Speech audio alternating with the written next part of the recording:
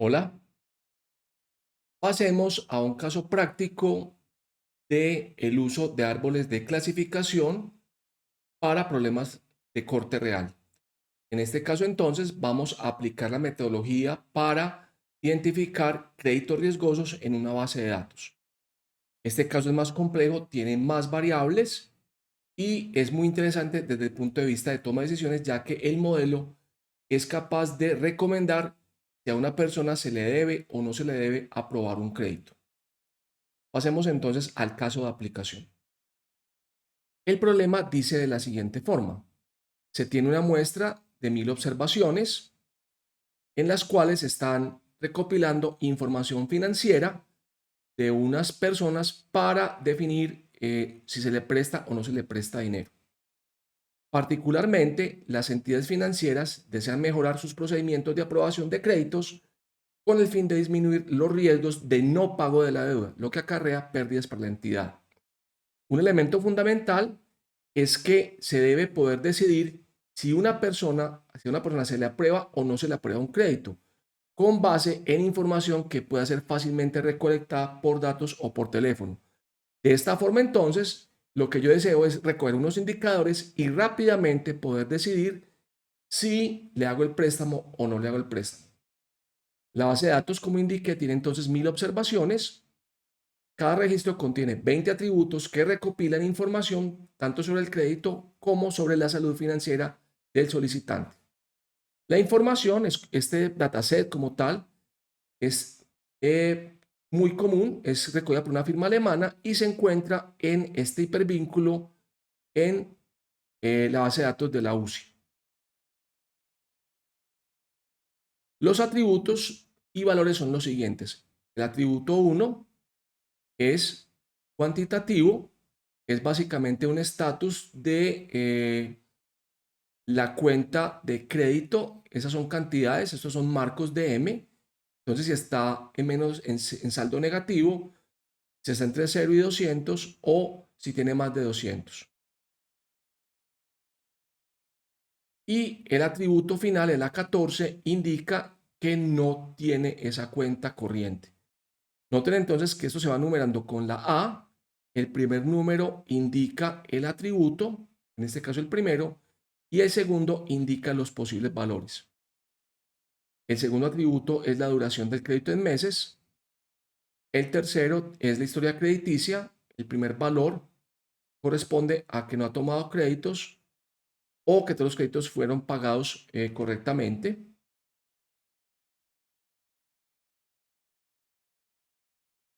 El segundo es todos los créditos han sido pagados al banco debidamente. Eh, Este tiene que ver con si han sido pagados hasta ahora, si tiene algún tipo de retraso o si ha tenido problemas de cobro como tal. El atributo cuarto es el propósito, que puede ser carros, nuevos usados, enseres de la casa, electrodomésticos, reparaciones, educación.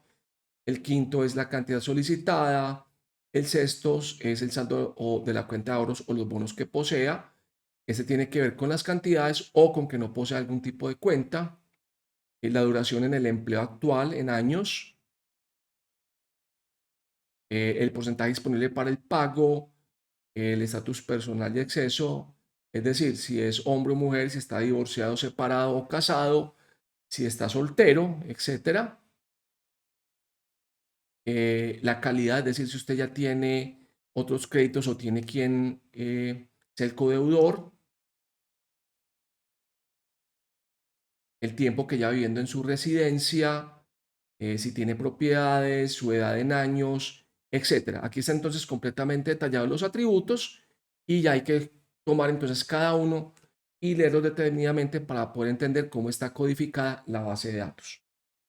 Pasamos entonces a la carga de datos. Aquí leemos con pandas el dataset que se encuentra disponible en este repo de GitHub. Simplemente tenemos aquí valores adicionales indicando el separador, si hay valores con miles y el separador del punto decimal. Para verificar entonces, leemos la propiedad info para que nos impriman las columnas y sus correspondientes tipos, tal como estamos viendo en pantalla. Seguidamente, entonces, miramos el encabezamiento para verificar cómo están codificados los valores. Miren que aquí aparecen como atributos de texto, algunos de ellos, como por ejemplo el balance, el propósito, el balance de la cuenta de ahorros, la longitud en el empleo actual, el tiempo en el empleo actual como tal, y lo hacemos como una forma de verificación como tal. Aquí estamos mostrando 5 filas, 5 registros y 21 columnas como tal. Con the types imprimimos los tipos de las columnas, simplemente es informativo, y pasamos entonces al análisis exploratorio.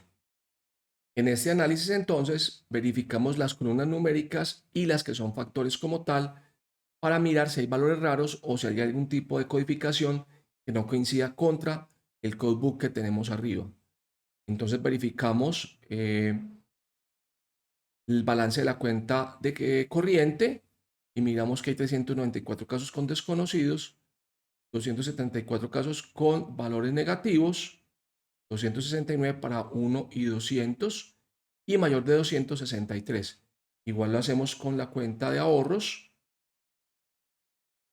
Valores para la cantidad del crédito. Aquí buscamos, por ejemplo, que no hayan valores extremadamente grandes. Sin embargo, es interesante anotar que el monto del préstamo va desde 250 DM, que es el valor mínimo, hasta un máximo de 18.424. Miramos la duración y tenemos entonces que los préstamos van desde una duración de 4 meses hasta 72 meses. La columna default indica si hubo problemas en el pago del préstamo. El 1 indica que fue pagado correctamente y el 2 que hubo no pago, es decir, la persona incumplió con sus riesgos como tal. Entonces podemos codificar el 1 como un sí y el 2 como un no.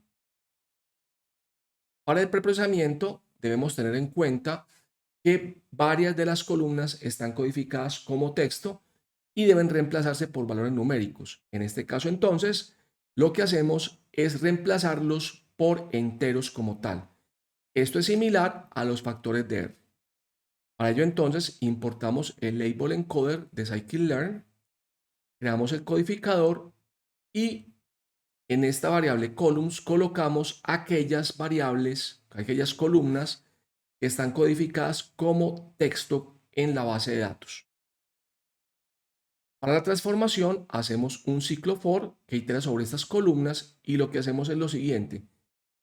La columna actual es reemplazada por esa columna transformada usando el codificador, el label encoder, haciendo un fit transform. Es decir, entrenamos el codificador para detectar cuántos valores tiene y transformamos por enteros que codifican dichos valores. Pasamos entonces al entrenamiento. Se usa el 90% de los datos, es decir, 900 datos de los 1000 para entrenamiento y el 10% restante para prueba. Creamos la muestra de entrenamiento, la muestra de prueba. Aquí estamos generando directamente los índices y extraemos del data frame el correspondiente o los correspondientes filas de los índices que hemos hecho aquí en la línea 5 y 6 como tal.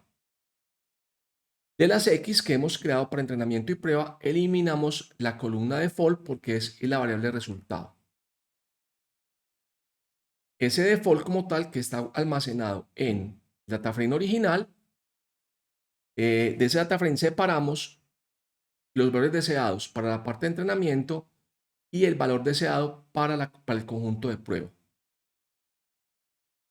Importamos el clasificador, lo creamos dejando sus parámetros por defecto en la línea 35. Pasamos entonces a hacer el fit, le pasamos el xtrain y el ytrain. Y con ese ya entrenado pasamos entonces a hacer el pronóstico llamando a predict tal cual ha sido usual en todos estos ejemplos. Para evaluar entonces llamamos la matriz de confusión, también lo hemos hecho muchas veces, y miramos para esos 100 datos restantes cómo está funcionando. Noten entonces que clasificamos correctamente 49 aprobados, 13 rechazados y tenemos 19 y 19 en los cuales nos estamos equivocando, es decir, 38 valores para los cuales estamos cometiendo error. En este caso entonces deberíamos verificar por qué está pasando esto, cuáles son los casos. En un caso real tendríamos que mirar, por ejemplo, si tenemos o nos están faltando variables o si algunas variables numéricas debemos hacerle algún tipo de manipulación de transformación para que el árbol funcione mejor. Para este caso en particular, adelanto, es mucho mejor utilizar un random forest para que pueda capturar las no linealidades que tenemos en los datos como tal y que no es tan fácil de ver a partir del análisis que tenemos hecho. Bueno, gracias por su información y aquí tenemos entonces un ejemplo de cómo aplicar directamente un árbol de decisión para clasificación.